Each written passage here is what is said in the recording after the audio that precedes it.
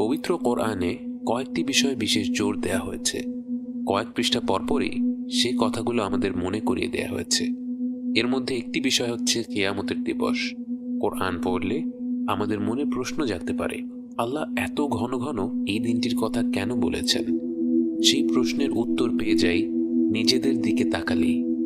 যেই দিনটি হবে মানব জাতির জন্য সবচেয়ে কঠিন দিন, যেদিন ক্ষুদ্রতম বিষয়গুলো মেপে দেখা হবে, ফয়সালা করা হবে, সে দিনটি নিয়ে আমরা কতটুকুই ভাবার সময় পাই। বাস্তবতা হচ্ছে আমরা শেষ জমানায় বাস করছি। কিয়ামত ঘনিয়ে আসছে। রাসূল সাল্লাল্লাহু আলাইহি ওয়াসাল্লাম বিভিন্ন হাদিসে কিয়ামতের কিছু আলামতের কথা উল্লেখ করেছেন। উলামারা এই আলামতগুলোকে দুই ভাগে ভাগ করেন, বড় এবং ছোট। ছোট আলামত অনেক রয়েছে, যার মধ্যে অন্যতম হল রাসূল সাল্লাল্লাহু আলাইহি ওয়াসাল্লামের মৃত্যু।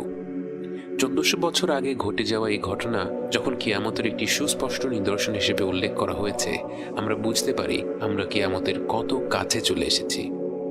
এছাড়া রাসূল সাল্লাল্লাহু আলাইহি ওয়াসাল্লাম আরও অনেকগুলো চিহ্ন উল্লেখ করেছেন, যার মধ্যে রয়েছে অভাবী বেদুইনরা উঁচু অট্টালিকা বানানোর প্রতিযোগিতা করবে, মানুষের মধ্যে পরস্পরের উপর বিশ্বাস উঠে যাবে, সুদ এমনভাবে বৃদ্ধি পাবে যে কোনো ব্যক্তি এর থেকে পুরোপুরি মুক্ত হতে পারবে না, মদ্যপান বেড়ে যাবে, জিনা বেড়ে যাবে, ভূমিকম্প বেড়ে যাবে, হত্যাকাণ্ড এমনভাবে বৃদ্ধি পাবে যে যে ব্যক্তি হত্যা করছে এবং যাকে হত্যা করা হচ্ছে দুজনের একজনও জানবে না হত্যার উদ্দেশ্যটা আসলে কি।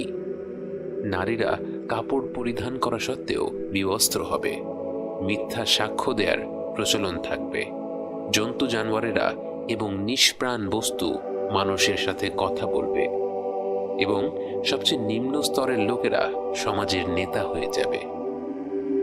এছাড়াও কিয়ামতের আরো অনেক ছোট আলামত আমরা বিভিন্ন হাদিসে পেয়ে থাকি, কিন্তু কিয়ামতের বড় আলামতগুলো হচ্ছে 10টি। মানব জাতির জন্য কিয়ামতের সবচেয়ে ভয়ঙ্কর আলামত, এমনকি মানব ইতিহাসের সবচেয়ে কঠিন ফিতনা হবে দাজ্জাল। দাজ্জাল 40 দিন পৃথিবীতে রাজত্ব করবে। এর মধ্যে প্রথম দিনটি মনে হবে 1 বছরের সমান, দ্বিতীয় দিনটি মনে হবে 1 মাসের সমান, তৃতীয় দিনটি মনে হবে 1 সপ্তাহের সমান এবং বাকি দিনগুলো সাধারণ দিনের সমানই মনে হবে। যদিও শুনলে 40 দিন খুব বেশি সময় মনে হয় না, বাস্তবে দাজ্জাল হবে প্রতিটি মুমিনের জন্য সবচেয়ে বড় ফিতনা। আল্লাহ আযজা ওয়া জাল দাজ্জালকে এমন সব শক্তি দেবেন যে প্রকৃত ঈমানদার ছাড়া অন্য কেউ তার আহ্বান অগ্রাহ্য করতে পারবে না। তাই রাসূল সাল্লাল্লাহু আলাইহি ওয়াসাল্লাম আমাদেরকে দাজ্জালের ফিতনা থেকে রেহাই পাওয়ার দোয়া শিখিয়েছেন এবং আরও বলেছেন, যে ব্যক্তি সূরা কাহাফের প্রথম 10টি আয়াত মুখস্থ করবে সেটা তাকে দাজ্জালের ফিতনা থেকে রক্ষা করবে। এরপর ঈসা আলাইহিস সালাম পৃথিবীতে ফিরে আসবেন।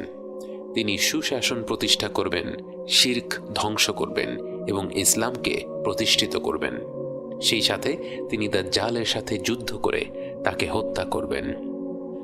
এরপরে ইয়াজুজ এবং মাজুজ পৃথিবীতে ছড়িয়ে পড়বে এবং ঈসা আলাইহিস সালাম তাদের বিরুদ্ধে কঠিন যুদ্ধে লিপ্ত হবেন এবং অবশেষে তাদের ধ্বংস করবেন।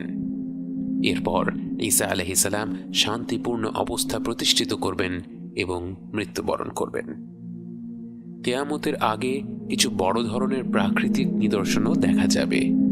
সূর্য পশ্চিম দিক থেকে উদয় হবে, 3টি প্রকাণ্ড ভূমিকম্প হবে। এর একটি হবে পূর্বাঞ্চলে, একটি পশ্চিমে এবং আরেকটি আরব অঞ্চলে। আরেকটি প্রাকৃতিক আলামত হবে 40 দিনের জন্য একটি গাঢ় ধোঁয়ায় গোটা পৃথিবী ছেয়ে যাবে। এতে বিশ্বাসী এবং অবিশ্বাসী নির্বিশেষে প্রত্যেকে আক্রান্ত হবে। এই ধোঁয়ার ব্যাপারে আল্লাহ তাআলা বলেন,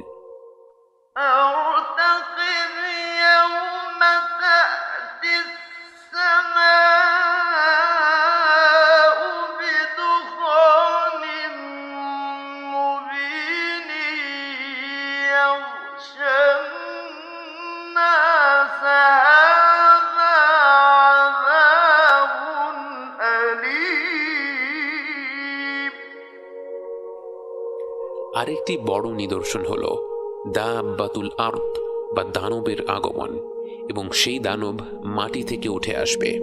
তাকে আল্লাহ কথা বলার ক্ষমতা দিবেন এবং সে মুমিন এবং অবিশ্বাসীদের চিহ্নিত করে দিবে। কিয়ামতের আগের সর্বশেষ আলামত হচ্ছে ইয়েমেন অঞ্চল থেকে এক প্রকাণ্ড আগুন শুরু হবে, যা ছড়িয়ে পড়বে পৃথিবী জুড়ে। এই আগুন পৃথিবীতে অবশিষ্ট সকল মানুষকে একটি প্রান্তরে নিয়ে আসবে। এই শেষ নিদর্শনের পর আরম্ভ হবে কিয়ামত।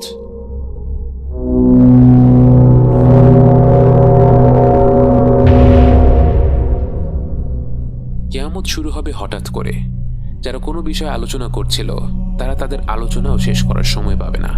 কেউ কারো পরিবার পরিজনদের সতর্ক করার সুযোগ পাবে না। যে দুজন ব্যক্তি কোনো লেনদেন করছিল তারা তাদের লেনদেন শেষ করার সুযোগ পাবে না।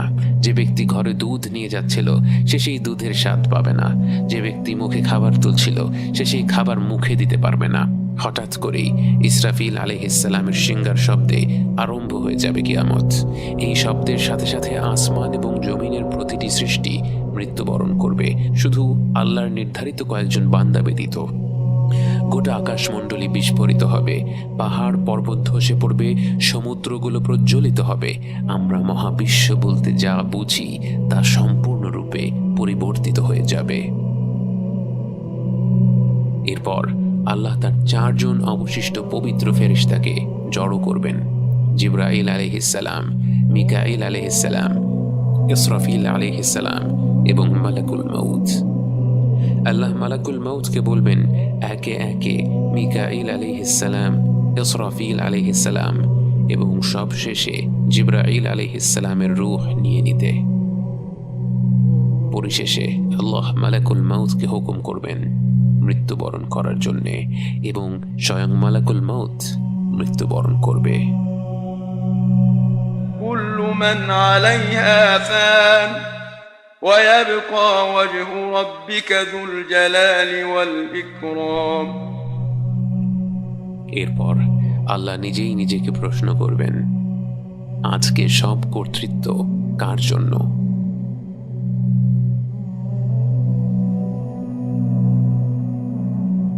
তাকে উত্তর দেওয়ার জন্য কেউ থাকবে না।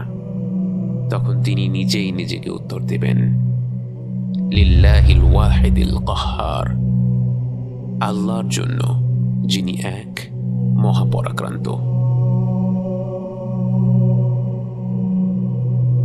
আল্লাহ তার অসীম জ্ঞান অনুযায়ী বিচার দিবসের জন্য পৃথিবীকে এক প্রকাণ্ড সমতল ভূমিতে পরিণত করবেন। যদিও সেই ভূমি হবে বিরাট, বিচার দিবসের দিন সেখানে জড়ো হবে সময়ের শুরু থেকে শেষ পর্যন্ত জন্ম নেয়া প্রতিটি মানুষ, জিন ও জীবজন্তু। তাই সেই পুরো ভূমিটি ভরপুর হয়ে যাবে। সেই সমতল ভূমিতে গেঁথে আছে হাজার হাজার বছর ধরে কবর দিয়ে আসা মরদেহগুলোর মেরুদণ্ডের একটি ক্ষুদ্র কণা। আল্লাহ সেই ভূমিতে এক বিশেষ বৃষ্টি পাঠিয়ে দেবেন। সেই বৃষ্টির পানি পেয়ে প্রাচীন সেই দেহগুলোর নিশ্চিহ্ন প্রায় অবশিষ্ট অংশ থেকে ধীরে ধীরে বেড়ে উঠবে এক নতুন দেহ। বারজাখের জীবনের ঘুমন্ত আত্মা জেগে উঠবে এই নতুন শরীরে। আবারও সিংহায় ফু দেয়া হলো, কারণ ততক্ষণে ফেরেশতাদের পুনরুজ্জীবিত করা হয়ে গেছে। আবারও এক প্রকাণ্ড শব্দে কেঁপে উঠবে নতুন এই সমতল পৃথিবী। সেই কম্পনের সাথে সাথে আপনি হাত পা ছুঁড়ে বেরিয়ে আসবেন মাটি থেকে। চোখ মুখ থেকে ধুলা মুছে আপনি চারিদিকে তাকাচ্ছেন। অনেক অনেক গভীর ঘুম থেকে উঠে সবকিছু নতুন লাগছে, সবকিছু আশ্চর্যজনক লাগছে। আপনার চারিপাশে অগণিত মানুষের ভিড়, মানুষ, জিন, পশু পাখি, ফেরেশতা, চারিদিকে ছোটাছুটি। আপনিও বাকিদের সাথে ছুটতে শুরু করেন। বুঝতে পারেন বিচার দিবস শুরু হয়ে গেছে।